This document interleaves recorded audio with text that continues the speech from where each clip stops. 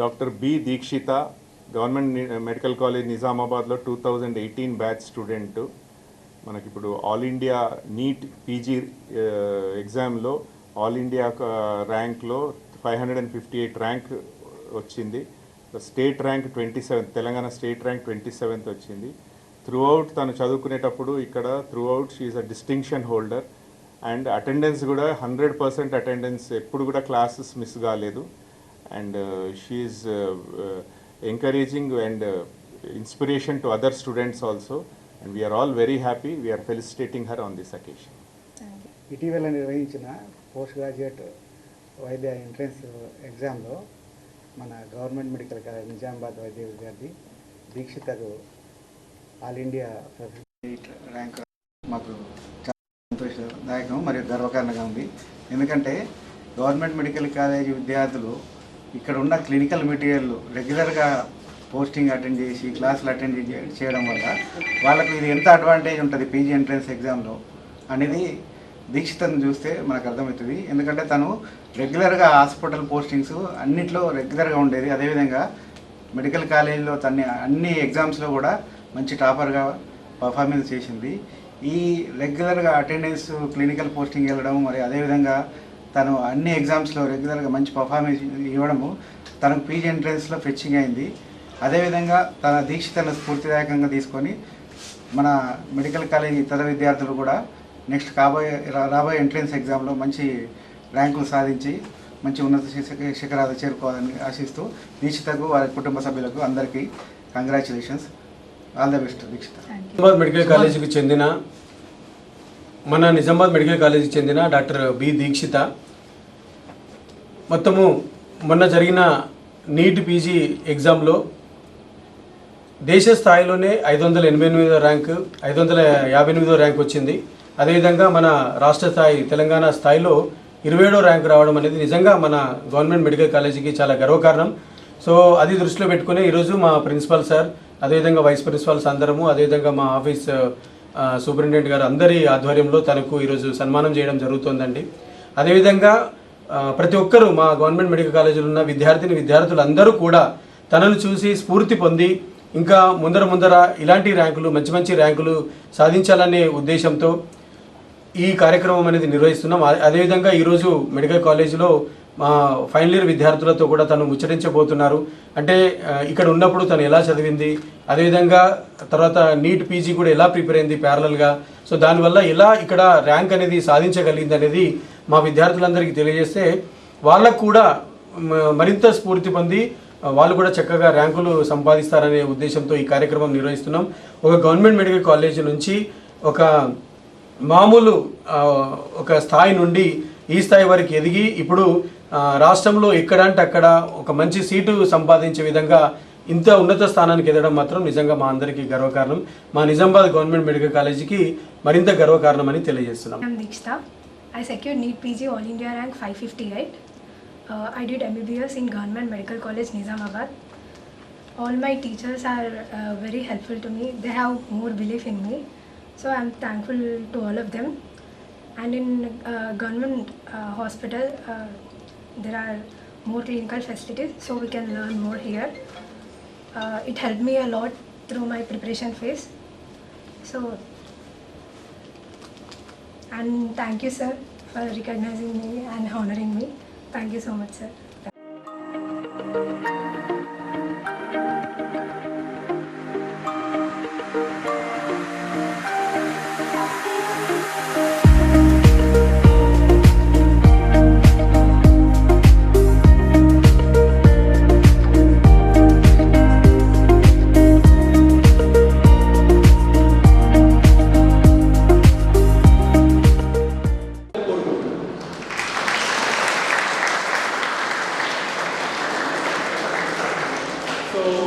కొంచెం డిస్టర్బ్ అవ్వకుండా will continue our interview. Then she will address directly again. That time also will record that also.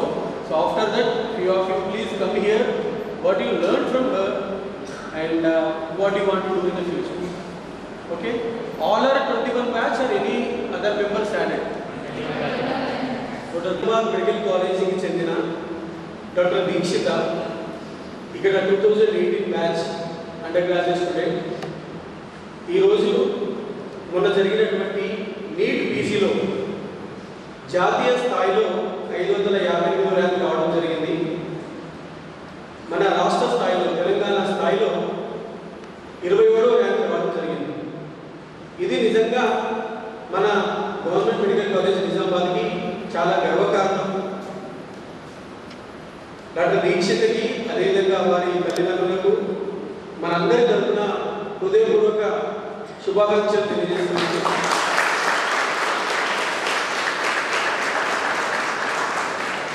అయితే కూడా నా దగ్గరికి వాళ్ళ ఫాదర్తో పాటు సో మరి నేను ఏ బ్రాంచ్ తీసుకోవాలి, ఎక్కడ తీసుకుంటే బాగుంటుందని గైడెన్స్ కోసం నా దగ్గర రావడం జరిగింది. అంటే మన విద్యార్థులందరికీ ఇప్పుడు మనము 21 బ్యాచ్ మా ఫైనల్ ఇయర్ స్టూడెంట్స్తో ఇంటరాక్ట్ అవుతూ ఇక్కడ ఈరోజు ఈ కార్యక్రమంలో ఉన్నాం. సో మా విద్యార్థులు కూడా తనతోటి స్ఫూర్తి పొంది ముందర మంచి ర్యాంకులు పొందే అవకాశం ఉంటుంది. అంటే తన జర్నీ ఎలా జరిగింది, ఈ తర్వాత ముందర అంటే ఎలా సాధించగలిగింది, ఇంకా ముందర ఎలా చేయాలి. సో తను పడ్డ కష్టానికి మీరు కూడా ఆ కష్టం పడకుండా చాలా ఈజీగా ర్యాంకులు ముందర ఎలా పొందాలి, అసలు ఎలా చదవాలనేది మనకు ఒక మంచి గైడెన్స్ దొరుకుతుంది అని అనుకుంటున్నాను.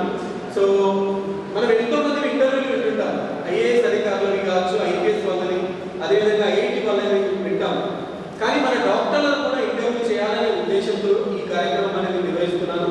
ముందర మన గవర్నమెంట్ మెడికల్ కాలేజ్ చెందిన విద్యార్థులు ఎంతో మంది ఇలాంటి ఇంటర్వ్యూకు రావాలి, ఇంకా ఎన్నో ప్రశంసలు పొందాలని కోరుతున్నాను.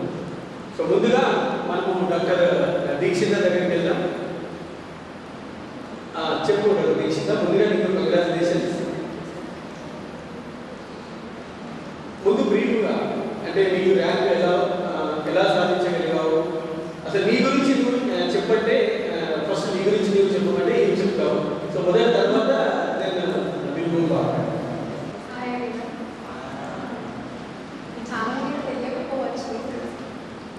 కొంచెం లౌడ్.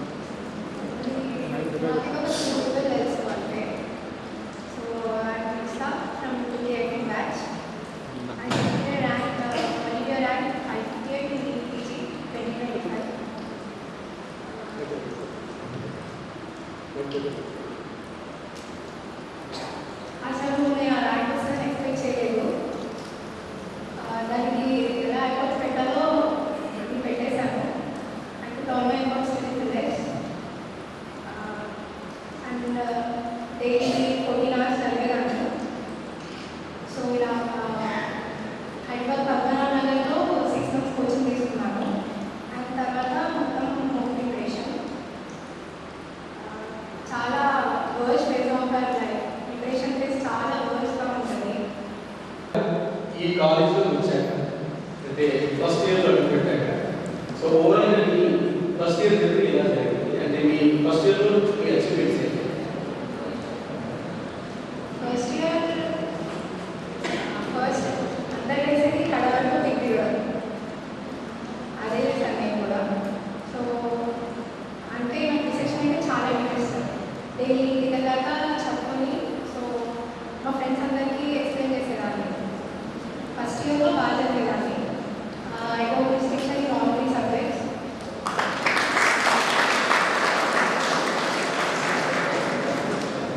అప్పుడు సుధాకర్ సార్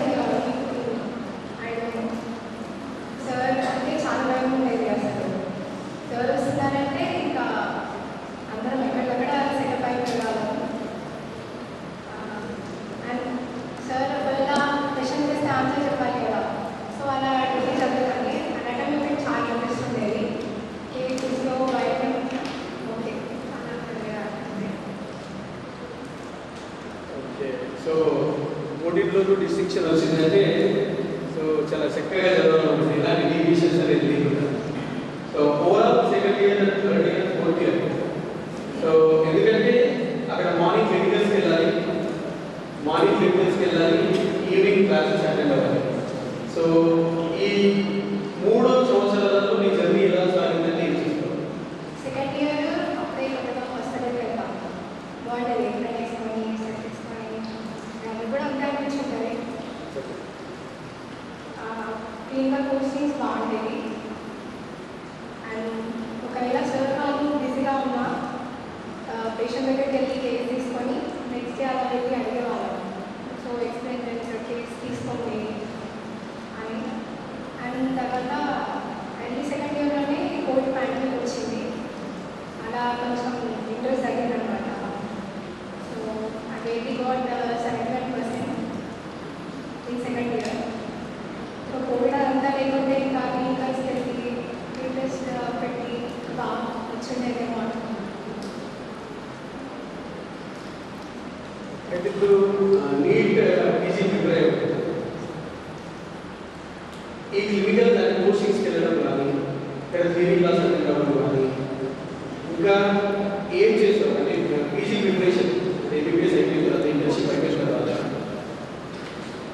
ప్రిపరేషన్ టైంలో మీకు ఏమనిపించింది? అంటే ఇది చేస్తుంటే బాగుండు అని మీకు ఏమైనా అలాంటి ఏమైనా అనిపించిందా? రిగ్రెట్ మాత్రం చాలా ఉండేది. అంటే ముందు స్టాండర్డ్ బుక్స్ చదువుతుంటే ఇంకా బాగుండేదేమో.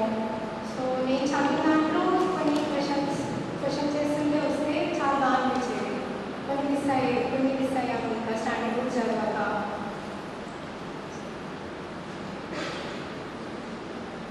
ఒకవేళ అక్కడ పోస్టింగ్స్లో పేషెంట్స్ చూసేది కదా, సో ఆ పేషెంట్స్ చూడడం వల్ల నీట్ పీజీ ప్రిపరేషన్లో ఏంటో బెనిఫిట్ అయింది?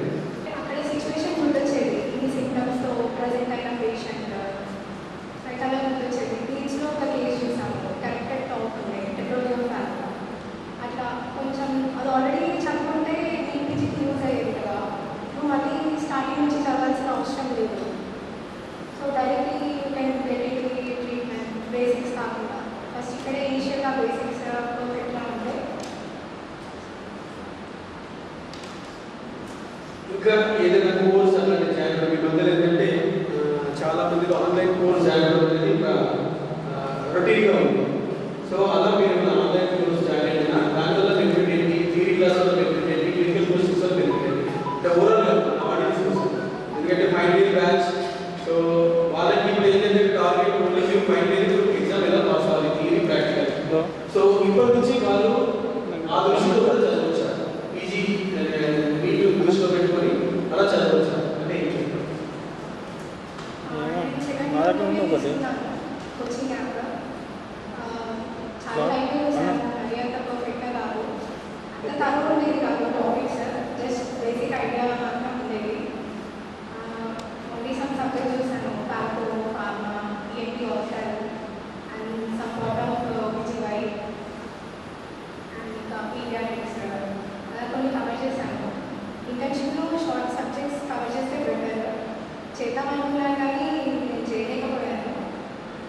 ముందు చేస్తుంటే బాగుండేది అనిపించింది. మీ పేరెంట్స్ నుంచి కానీ అంటే క్లాస్మేట్స్ నుంచి అంటే ఎలా ఉంటుండే సపోర్ట్? ఇక్కడ సీట్ రావడం long term coaching sir. So మీ థాట్ ఫస్ట్ అటెంప్ట్లో పెట్టడం కష్టం, it's not my cup of tea అనుకున్నాను. అంటే సో అలా లైట్గా రాశాను. ఈపీజీ 24 అందులో 44,000 వచ్చింది ర్యాంక్. సో నేను అది పెద్దగా పట్టించుకోలేదు, అది రాదు. నా ఫ్రెండ్స్ అందరం అలానే ఉండేవాళ్ళం, అప్పుడే రాలేదు ఇప్పుడే వస్తుంది అని. సో అలా అనుకోదు.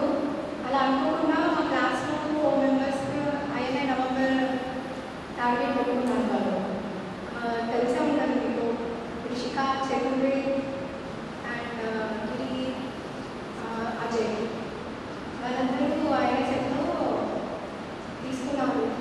ఎయిమ్స్, ఢిల్లీ, రాయచూర్, ఇంకా సమ్ ప్లేసెస్లో ఉన్నారు. సో మేము ఈ స్టేజ్లో ఉన్నప్పుడు నాకు ఐఎస్ ఎలాంటి తెలియదు, అసలు గైడెన్స్ లేదు మాకు. నేను చేసుకోవాలి, ఇంకా ఇంట్రాక్షన్ చాలా తక్కువ సీనియర్స్తో. క్లాస్ అయిపోగానే ఫ్రెండ్స్తో వెళ్ళి కొంచెం ఎంజాయ్ చేసి ఇంటికి వెళ్ళిపోతున్నాను. సీనియర్స్తో జూనియర్స్తో చాలా తక్కువ ఇంట్రాక్షన్. సో అప్పుడు వాళ్ళకి వచ్చాక అనిపించింది ఆయన సెట్లో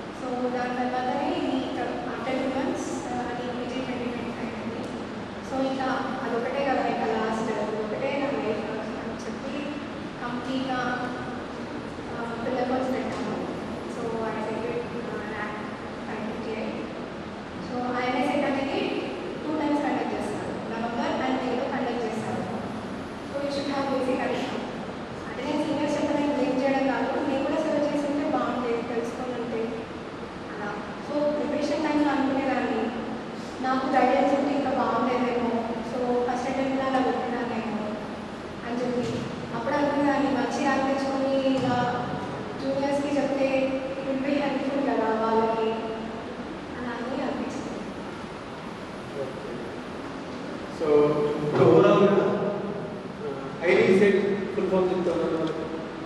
that is ID set. So institute of national importance common entrance test.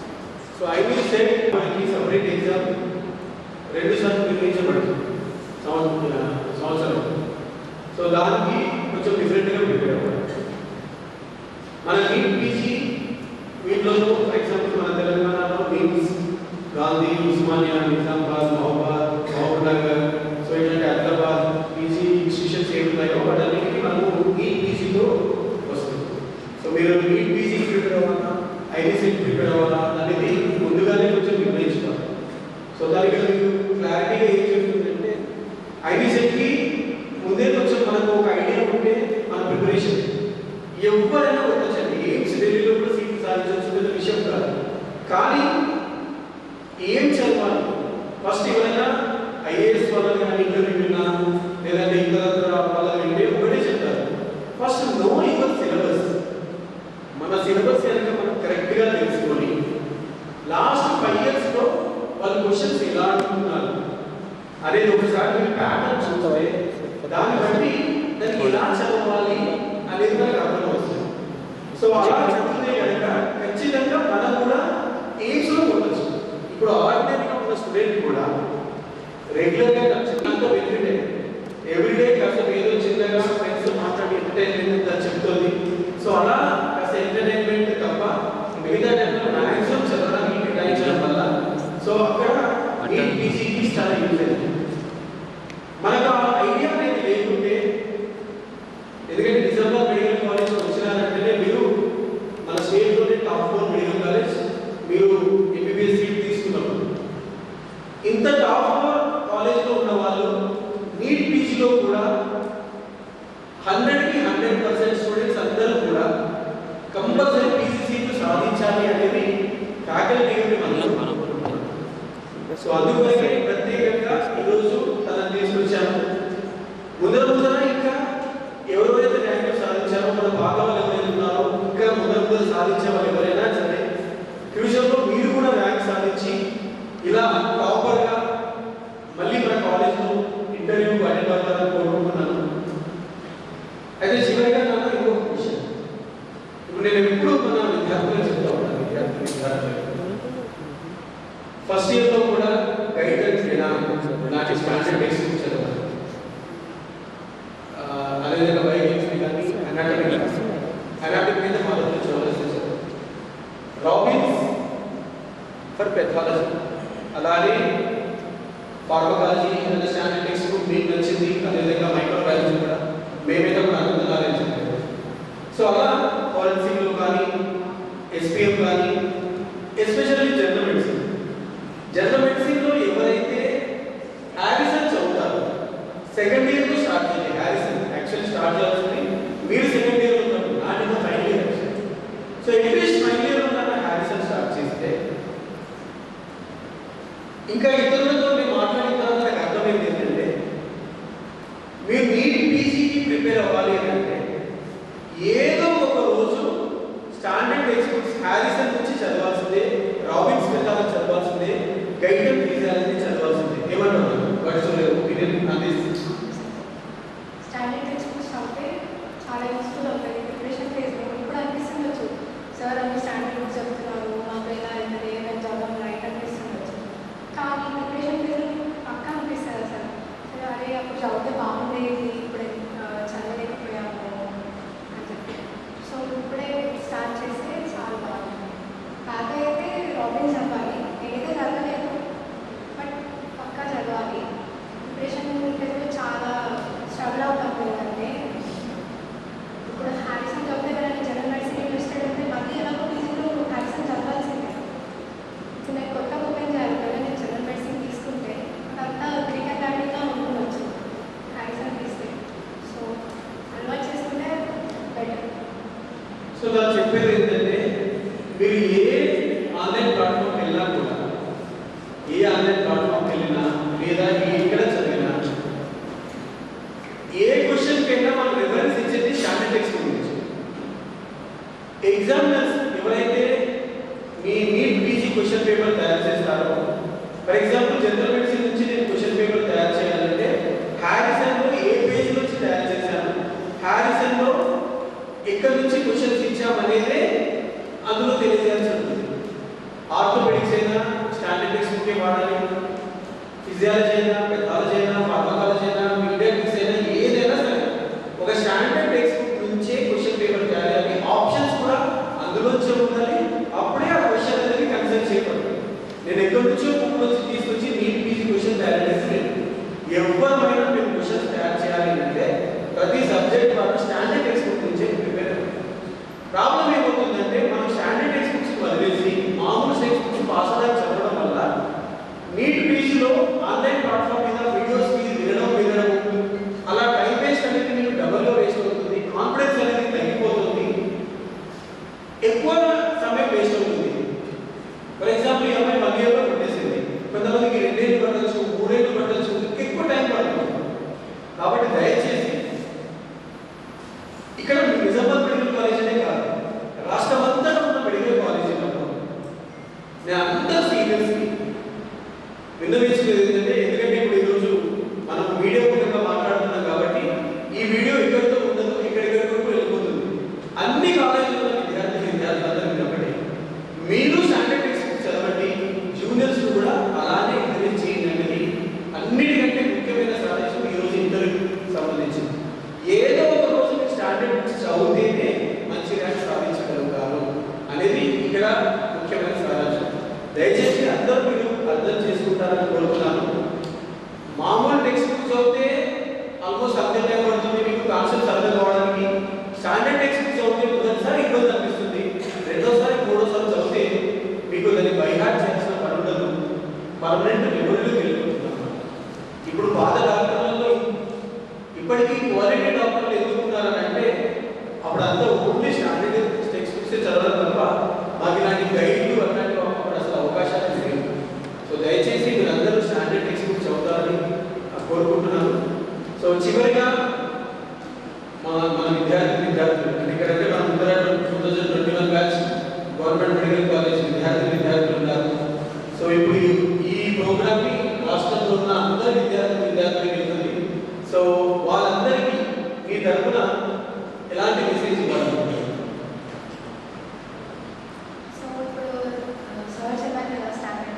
చాలామంది చదువుతారు, అలాగే ఇప్పుడు పానిక్ అవ్వాల్సిన అవసరం లేదు.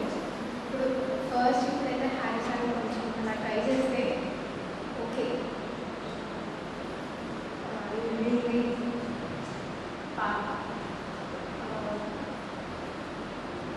బట్ చాలా యూస్ఫుల్ అవుతుంది. ఇప్పుడు జరిగింది మాత్రం ఇప్పుడు పోస్టింగ్స్కి రెగ్యులర్గా వెళ్ళినా కూడా చాలా యూస్ఫుల్ అవుతుంది. సర్జరీలో విజయ్ కుమార్ సార్ ఉన్నాయి నాకు సార్, అప్పుడు హర్నియా మెడిసిన్ చాలా బాగా చెప్పారు. సో నాకు ఇప్పుడు క్లాసెస్ అయిపోయాక నాకు హర్నియా టాపిక్ చాలా ఈజీ అయ్యేది. సో 15 minutes అలా ఇలా చూసుకుంటే సరిపోయేది. అలాగే కొన్ని టాపిక్స్ చదవన్నారనుకోండి, తర్వాత మీరు ఎక్స్ట్రా మనం సైకియాట్రీ ఎక్కువ చదవాలి. ఇప్పుడు ఫైనల్ ఇయర్లో చదవాలి సైకియాట్రీ,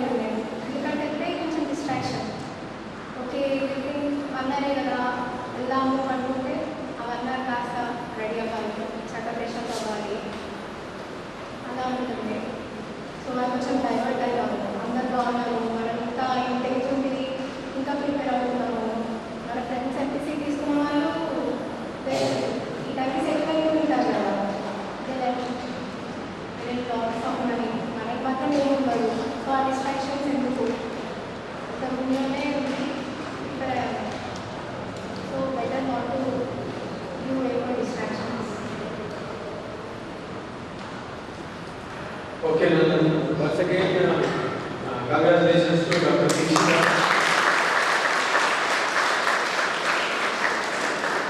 So,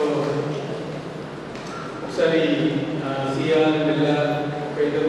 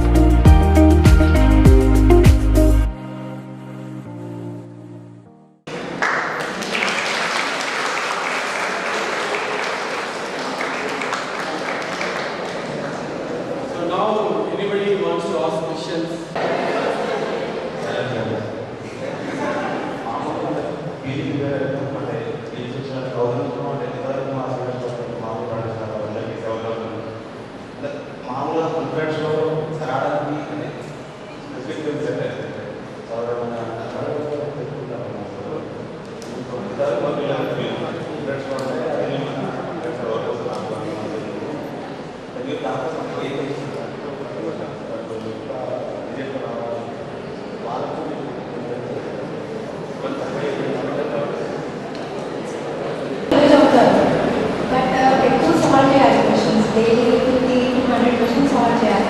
సో మనకు అప్రోచ్ అర్థం అవుతుంది. ఇప్పుడు మొత్తం నీట్ అంతా ఆయన మొత్తం క్లినికల్ బేస్ అయ్యాయి. ఇంతకుముందు చాలా డైరెక్ట్ క్వశ్చన్స్ అడిగేవాళ్ళు, ఇప్పుడు క్లినికల్ బేస్ అయ్యాయి. సో మీరు ఇప్పుడు క్లినికల్ క్వశ్చన్స్లో కొంచెం నేర్చుకుంటే బాగుంటుంది, అది యూస్ఫుల్ అవుతుంది. అండ్ అందరూ చాలా కాంపిటీషన్ ప్రతి ఒక్కరు డైలీ చదువుతూనే ఉంటారు. సో మీ టైంలో రికార్డ్ చేసుకోవాలంటే బయటకి యాక్టివ్ ఉంటుంది. ఈ ఓల్డ్ గ్రూప్లో సంథింగ్ అందులో మీరు గ్రూప్స్లో జాయిన్ అవ్వచ్చు. మీ పీజీ యూనివర్సిటీ మీరు టైమర్ అందులో జాయిన్ అయ్యి టైమర్ రికార్డ్ చేస్తే మీకు అర్థమవుతుంది. మీరు ఎంత టైం ఎఫిషియెంట్గా పెట్టారు. జస్ట్ టైమర్ ఉంది పెట్టుకోవడం కాదు, అది కూడా బ్రేక్ తీసుకుంటే టైమర్ అవుతే ఆఫ్ చేయాలి. ఇంకా అదే కదా లైఫ్ మంచిగా అనిపిస్తేనే మనం చూస్ చేసుకుంటే ఆ 30 years మొత్తం అదే ఉండేది. ఫస్ట్ అది పెట్టుకోవాలి. అండ్ నేను మా టార్గెట్ 1000 అనుకున్నాను. అండ్ అందరూ అంతే హార్డ్ వర్క్ చేశాను, చదివాము. బట్ అప్రోచ్ డిఫరెంట్గా ఉండాలి. వాళ్ళ క్వశ్చన్ అప్రోచ్ అవ్వడం నేర్చుకోవాలి. ఇప్పటి నుంచే మీరు యాప్స్లో క్వశ్చన్స్ అటెండ్ చేస్తే బాగుంటుంది. జీపీఎస్ ఉంటాయి కదా, గ్రాండ్ టెస్ట్, అవన్నీ ఇప్పుడే అలవాటు అయితే బాగుంటుంది. నేను ఇంటర్న్షిప్లో చేద్దామనుకున్నా, చేయలేదు. డైరెక్ట్ ప్రిపరేషన్ దగ్గరనే కాల్ చేసేదాన్ని. సో ఇప్పటి నుంచి చేస్తే వీడియోస్లో ఈ అనటం కొంచెం ప్రిపేర్ చేస్తాను. ఫస్ట్ ఇనిషియల్గా చాలా టైం పడుతుంది. క్లాసెస్ని నోట్స్ రాసుకొని అంత మళ్ళీ రివైజ్ చేయాలి కదా, చాలా టైమ్స్ రివైజ్ చేయాలి. మినిమం 4 times రివైజ్ చేయాలి. నేను 4 times చేశాను. మాకు పోస్ట్పోన్ అయింది కాబట్టి అదొక అడ్వాంటేజ్ ఉంది. ఇంకా జస్ట్ లాస్ట్ మినిట్లో జస్ట్ పేపర్స్ ఎక్కుంటూ ఉంటుంది. ఫస్ట్ ఇప్పుడు మీరు ఫైనల్ ఇయర్ సబ్జెక్ట్ ఫైనల్లో కొన్ని సబ్జెక్ట్ కొన్ని టాపిక్స్ తర్వాత ఎందుకంటే ఎలాగో పర్ఫెక్ట్ అవ్వలేదు. సో కొన్ని టాపిక్స్ ఇంపార్టెంట్ టాపిక్స్ తీసుకున్నాను. లైక్ ఏదైనా సిస్టమ్స్ కానీ ఇంటిగ్రేట్ ఏదైనా తీసుకుంటున్నాను కదా, కొన్ని సిస్టమ్స్ పర్ఫెక్ట్ అయితే మళ్ళీ ఇంటిగ్రేషన్ తెలిసి అప్పుడు మిగతా చూసుకోవచ్చు. అండ్ ఇంటర్న్షిప్లో షార్ట్ సబ్జెక్ట్స్ కవర్ చేయడం చాలా బెటర్ ఉండే టైంకి. సో ఇంటర్న్షిప్కి వెళ్ళే ముందు కూడా మాకేమి లేకుండా సార్ లైక్ సిపిఆర్ ఎలా చేయాలి, ఇంటిగ్రేట్ ఎలా చేయాలి, డైరెక్ట్ మేము మాట్లాడే కాంపిటీషన్ సార్. సో వీళ్ళకి లైక్ ఒక సినారియో 50 years old ఫీమేల్ ఉండే, యూనిలాటరల్ లెగ్ స్టడీ ఉండే, లెగ్ బాగుండే. సో రెడ్ ఐస్ అంతా సెల్యులైటిస్ కదా. సో అప్పుడు ఏమైందంటే టీచర్స్ టైం టైమ్స్ చేసేవాళ్ళు మాకేసారు అని. అండ్ అది ఇప్పుడే వచ్చింది కేసు. నేను అప్పుడు క్యాజువాలిటీలో ఉండే. సో సర్జరీ ఇంటర్వ్యూ కాల్ చేస్తే వచ్చింది, డ్రెస్సింగ్ చేసింది. సో మెడిసిన్ వాడిలో అడ్డుపడ్డాను. ఫ్లూయిడ్స్ పెట్టలేదు, ఏం పెట్టలేదు, నేను క్యాజువాలిటీలో ఉండే. అండ్ అక్కడ మెడిసిన్ ఇవ్వడం కూడా ఉండే. మీరు ఏం చేయాలి అనుకున్నాను. సక్సెస్ ఆ మేనేజ్మెంట్ తెలియదు మాకు. జస్ట్ నేనే చూసి ఐటీ ఫ్లూయిడ్స్ పెట్టాను. లైక్ ఇప్పుడు సక్సెస్ 6 మంత్ అప్రోచ్ ఉంటుంది, గివ్ 3 టేక్ 3 అని. సో గివ్ 3 ఏంటంటే యాంటీబయాటిక్స్ ఇవ్వాలి, ఫ్లూయిడ్స్ అండ్ ఆక్సిజన్ ఇవ్వాలి. అండ్ టేక్ 3 ఏంటంటే బ్లడ్ కల్చర్కి అండ్ సీరం లాక్టేట్కి అలా చూసుకోవాలి. సో ఆ మేనేజ్మెంట్ అంతా తెలియదు మాకు, అప్పుడు ఏం తెలియదు. సో చదువుకుంటే బాగుంది అనిపించింది. అప్పుడు ఆ పేషెంట్ మార్నింగ్ వరకు డెత్ అవుతుంది. అంత రిగ్రెట్ ఉంటుంది కదా. చదువుకొని ఉంటే అట్లీస్ట్ బేసిక్ మేనేజ్మెంట్ చేసేవాళ్ళం. Good evening ma'am. ఏం లేదు అంటే నార్మల్గా మీ పీజీని నీట్ ఐఎన్ఎస్ఎల్కి అప్రోచెస్ చాలా డిఫరెంట్ ఉంటాయి అన్నమాట. అంటే ఐఎన్ఎస్ఎల్లో pre clinical first year subjects ఎక్కువ ఫోకస్ చేయాలంటారు. ఈ పీజీ ఏమో చాలా అన్ని సబ్జెక్ట్స్ కవర్ చేయాలి, చాలా కవర్ చేయాలి, మళ్ళీ సబ్జెక్ట్ చాలా ఉంటారు. ఎవరు అడిగినా అది చదువుకోవాలంటే అప్రోచ్ ఉంటేనే, అంటే ఆ గైడెన్స్ ఉంటేనే ఒక ఐఎన్ఎస్ఎల్ నాకు ఇష్టం. కొడతానో తెలియదు కానీ ఐఎన్ఎస్ఎల్ అది మేము సెంట్రల్ ఇన్స్టిట్యూట్లో చదవాలి.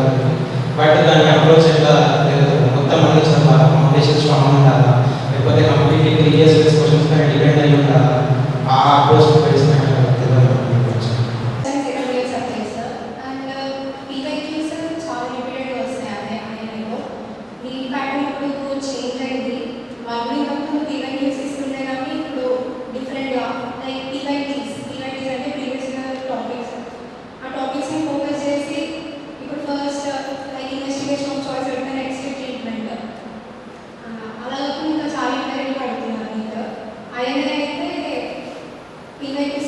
ఫోకస్ చేయాలి. ఇప్పుడైతే ఫైనల్ ఇయర్ ఎగ్జామ్స్ అయిపోయాక ఇంటర్న్షిప్లో you have to focus on first and second year subjects. దాని తర్వాత థర్డ్ ఇయర్ ఫైనల్ ఇయర్ కంప్లీట్గా చేస్తామో లేదు తెలియదు. ఐఎన్ఎస్ఎల్ పీజీ జనరల్ మెడిసిన్ సబ్జెక్ట్ చాలా డెప్త్ ఉంటుంది, చాలా ఉంటుంది. కొంతమంది వదిలేస్తారు కూడా ఈ పీజీ ఐఎన్ఎస్ఎల్ తీసుకుంటారు, కింద సబ్జెక్ట్స్ స్ట్రాంగ్ తీసుకుంటారు.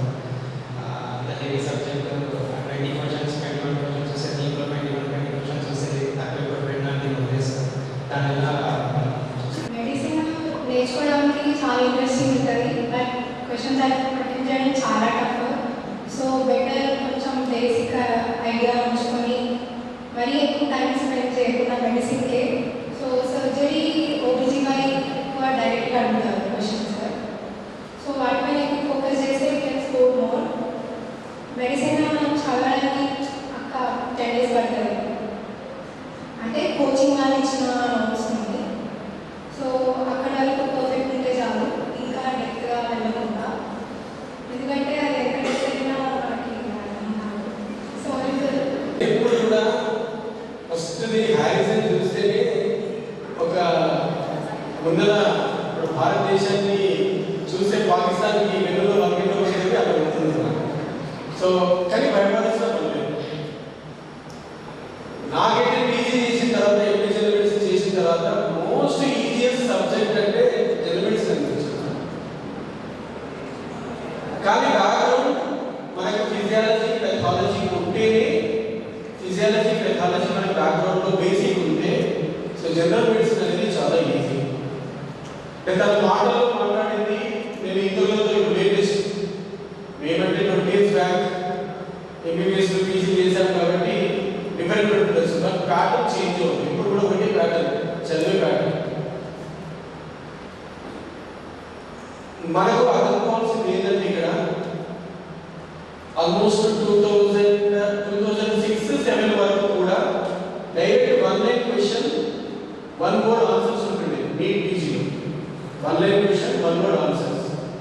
కానీ ఇప్పుడు అంతా ఎలా అయిందంటే యూఎస్ఎంఎల్లో ఎలా ఉంటుందో అలానే అంతకంటే స్టాండర్డ్ అయింది మన నీట్ పీజీ. ఐబీసెట్ కూడా మోడల్ సిమిలర్. తను చెప్పినట్టుగా కొన్ని సబ్జెక్ట్స్లో ఎక్కువ మార్క్స్ తక్కువ మార్క్స్ తప్ప కాన్సెప్ట్ ఓరియంటెడ్.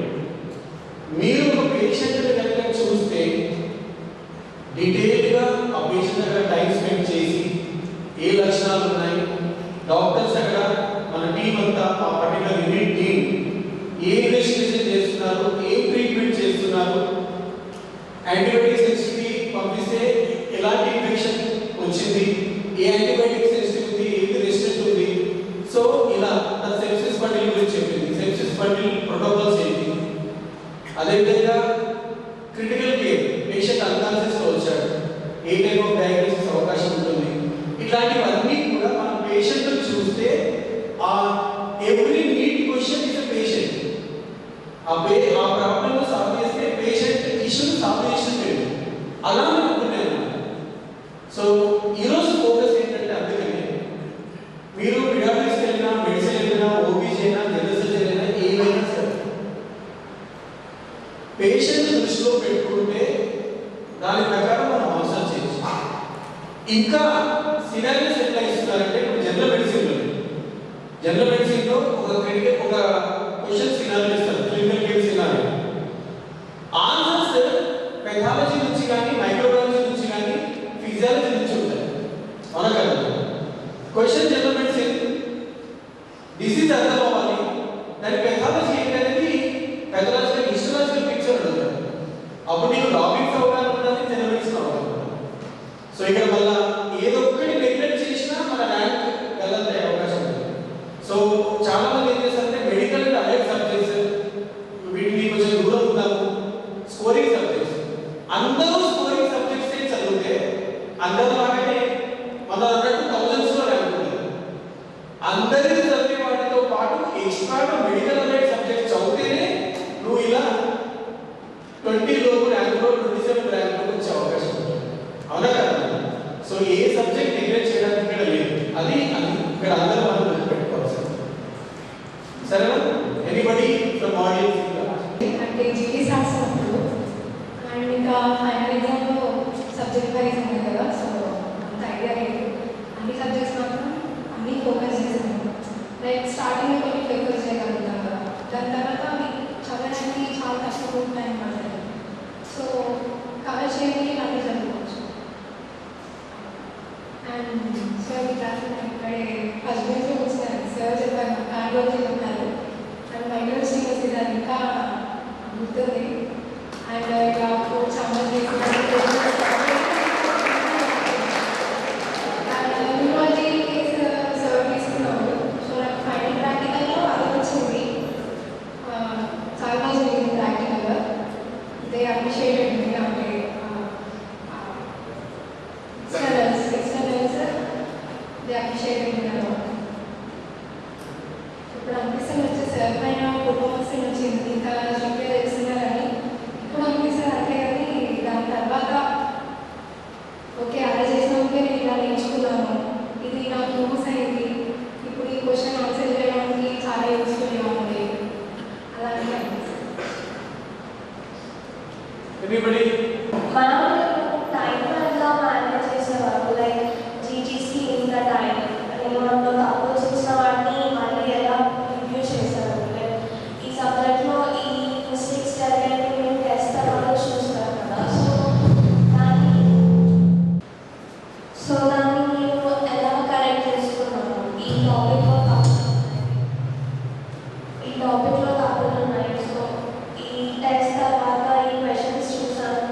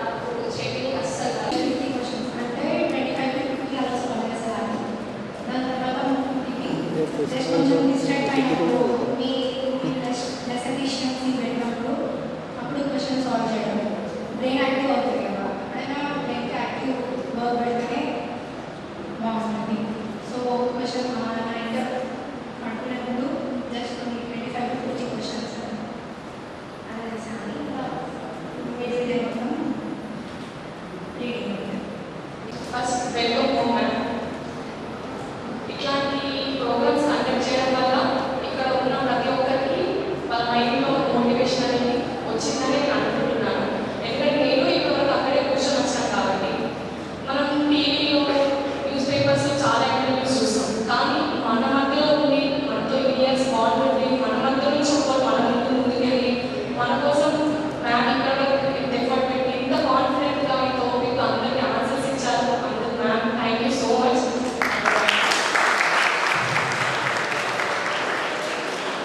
మోటివేషన్ అనేది ఎప్పుడు షార్ట్ లివ్ ఉంటుంది. అంటే ఇప్పుడు మనం ఎక్కడో ఉన్న వాళ్ళని చూసి అనేది all India first rank second rank 500 rank చూస్తే మనకు అది షార్ట్ లివ్ ఉంటుంది.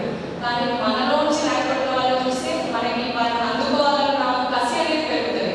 ఇవాళ అందరికీ ఆ కసి జనరేట్ అయిందని నేను అనుకుంటున్నాను. జస్ట్ మా కాలేజ్ మాత్రమే కాదు, ప్రతి ఒక్కరు చాలా మంది చూస్తుంటారు. ఈ మెడిసిన్ చేసే వాళ్ళు ఇక్కడికి రావాలనుకున్న వాళ్ళు, ఈవెన్ నీట్ యూజీ ఎంబీబీఎస్ కోసం ప్రిపేర్ అయ్యే వాళ్ళు చూస్తుంటారు. మాకు ఇక్కడ అడ్డుపెట్టిన రోజు ఇదంతా ఉందని తెలియదు. ప్రతిరోజు మేము ఇక్కడికి వచ్చి నేర్చుకుంటాం. ప్రతిరోజు ఒక ఛాలెంజ్, ఎవ్రీడే ఏదో ఒక పాయింట్ మనం నేర్చుకుంటున్నాం అనేది మన లైఫ్లో ఎక్కడో ఒకటి యూజ్ అవుతుంది. సో మా నుంచి 21 బ్యాచ్ నుంచి ఫస్ట్ ఆఫ్ ఆల్ నేను జేడిఆర్ సార్ కూడా చాలా థ్యాంక్ యూ సార్. మీరు ఆర్గనైజ్ చేయడం ఎంకరేజ్ చేస్తారు.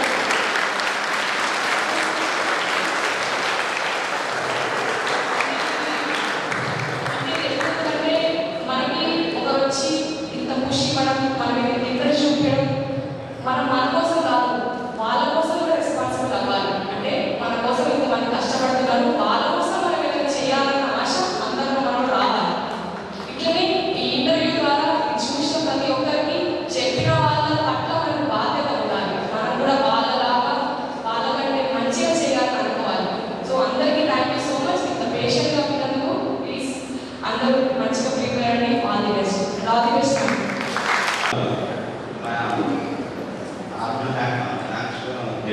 అంటే అది చాలా ఇబ్బంది ఉంటుంది. మా ఫస్ట్ నుంచి చాలా కాలం ఉంటాను. మన వేరే కాలేజీలో సీనియర్ యాక్చువల్లీ లాస్ట్ టైం తీసుకెళ్ళాను. అంటే ఉస్మానియా ఫెస్ట్కి వెళ్తే అంటే అన్ని అక్కడ ఫెస్ట్కి ప్రొఫెస్ చేసిన అది మన ప్రైజ్ చూసి ఉంటారు కదా, అది మన ప్రొఫెస్ కాకుండా పీజీ అన్న వాళ్ళు ఎవరైతే వాళ్ళు ఉంటారో వాళ్ళు ఇస్తారు మొత్తం ఏదైనా ఆర్గనైజేషన్. అంటే నేను ఫెస్టివల్ మాట్లాడుతున్నాను ఏంటంటే వాళ్ళు అంటే నాకు అనిపించాను అన్నమాట పీజీ స్కిల్ అంటే మీకు ఇక్కడ చదువుకొని అంటే మొత్తం వాళ్ళు మా అన్నవాళ్ళు అన్నవారు అంటే ఈయన మా సీనియర్ 17 లక్షలు ఆయన ఇక్కడ అంటే సంథింగ్ మెడిసిన్ కార్డియాలజీ తీసుకున్నాడు. అంటే చెప్తుంటే వాళ్ళు వెళ్ళిన ప్రతిసారి కూడా వాళ్ళ అన్నవారు అక్కడ చదవండి అంటే గేట్ నెంబర్ ప్రిపేర్ అవ్వడం అంటే వాళ్ళు ఇంట్లో అన్నమాట.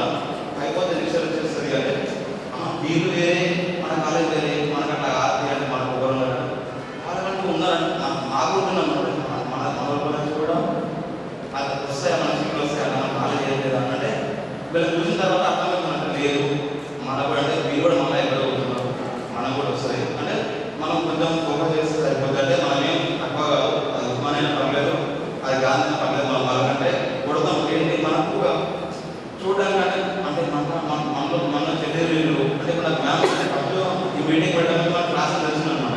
అందరూ షేర్ చేసి నార్మల్గా ఎవరు వస్తారు ఎవరు బయట రావచ్చు అంటే ర్యాంక్ అంటే ఆల్రెడీ ర్యాంక్ వచ్చిందంటే వేరే కాలేజీలో లేకపోతే మోటివేషన్ కాలేజ్ సార్ మనకంటే మేడం తెలుసు అండి మా సీనియర్ అంటే చూసాను మనకు తెలుసు మా సీనియర్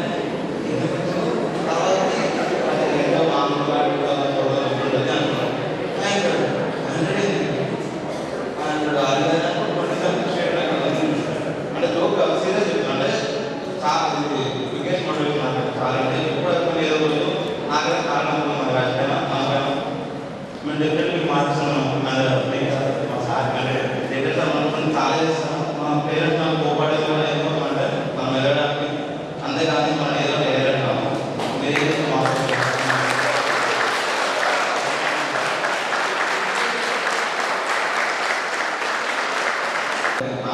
ఒక్కరు వచ్చి భయపడుతున్నారు కానీ మా చేద్దాం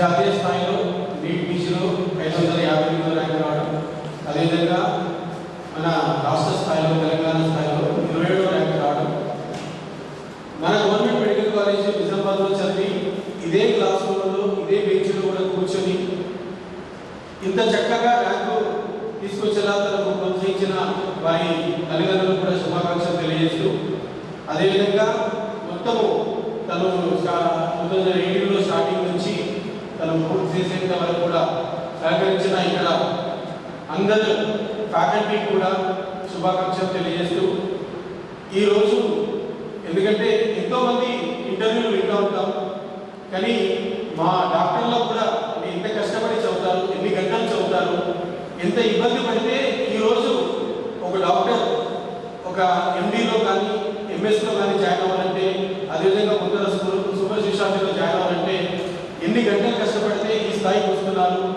ఇది నోబెల్ ప్రొఫెషన్ అనేది ఊరికే అనలేదు, చాలా కష్టం ఉంటుంది, పేషెంట్ కేర్లో కష్టం ఉంటుంది, రీసెర్చ్ చేయాల్సి ఉంటుంది, ఇలా ఎన్నో కష్టాలకు వచ్చి ఈ స్థాయిలోకి రావడం అనేది జరుగుతుంది. కాబట్టి సో డాక్టర్లని కూడా ఇంటర్వ్యూ ఇలా తీసుకొని ప్రజలందరికీ మా డాక్టర్లు ఎంత కష్టపడుతున్నారు అంటే, మా గవర్నమెంట్ మెడికల్ కాలేజ్ నిజామాబాద్లో కూడా మెల్లిమెల్లిగా అంచెలంచెలుగా ఎదుగుతూ ఒక ఆనిముత్యంలాగా ఎలా బయటకు వెళ్తున్నారు అనేది తెలియజేయాలనే ఒకే ఒక ఉద్దేశంతో ఈరోజు ఇంటర్వ్యూలు నిర్వహించడం జరిగింది.